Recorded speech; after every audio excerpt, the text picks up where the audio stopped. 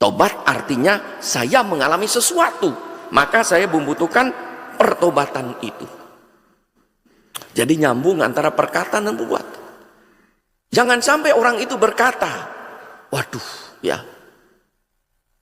aktif di gereja, ternyata di luar kita tahu kehidupannya tidak terpuji.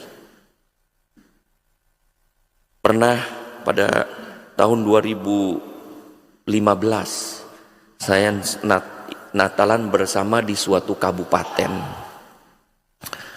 Kebetulan tahun 2005 di kabupaten itu banyak orang, kan Natalan bersama Kristen dan Katolik.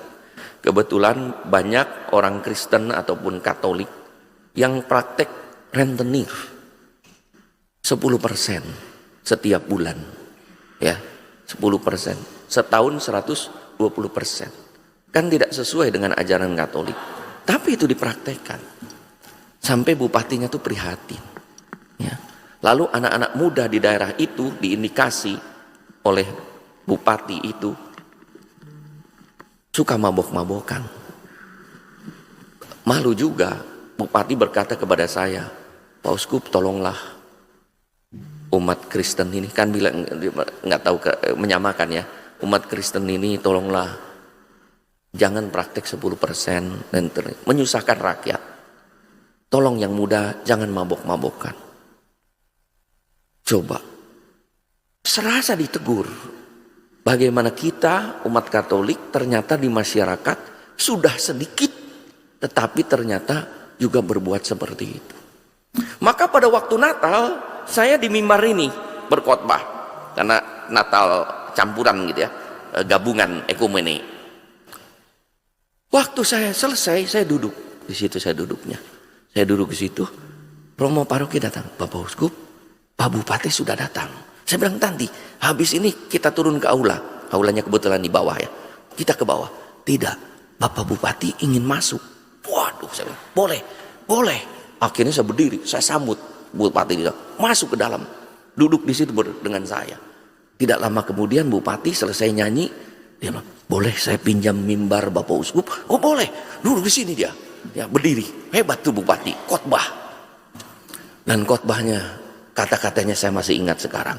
Dia bilang, saya bahagia sebagai Bupati, lihat umat Kristiani yang memuji Tuhan, haleluya, haleluya, haleluya.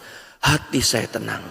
Tapi kenapa ya, ketika mulutnya berkata haleluya, haleluya, pikirannya 10%, 10%. Hatinya memuji Tuhan, pikirannya bagaimana rentenir memeras orang 10%. Diulangi 2 kali, haleluya, haleluya, 10%. Itulah yang disebut dengan, kalau kita Paskah bernyanyi haleluya, haleluya, bahagia tidak?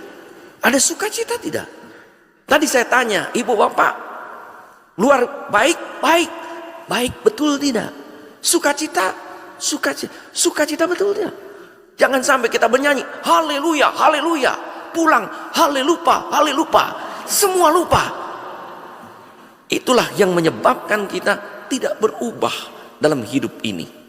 Maka pertobatan itu adalah sekali berubah bertambah, dan pertobatan itu membawa berkat. Berkat untuk diri sendiri maupun berkat untuk sesama. Karena apa? Kita menyadari martabat sebagai anak Tuhan. Itu yang disebut dengan membawa berkat. Terjadi perubahan, membawa sukacita. Maka anak-anak Tuhan yang percaya, yang bertobat, makin kita bertobat, bukan berarti kita bebas dari kesusahan, bebas dari kesulitan. Tidak. Kadang ada halangan. Bukan berarti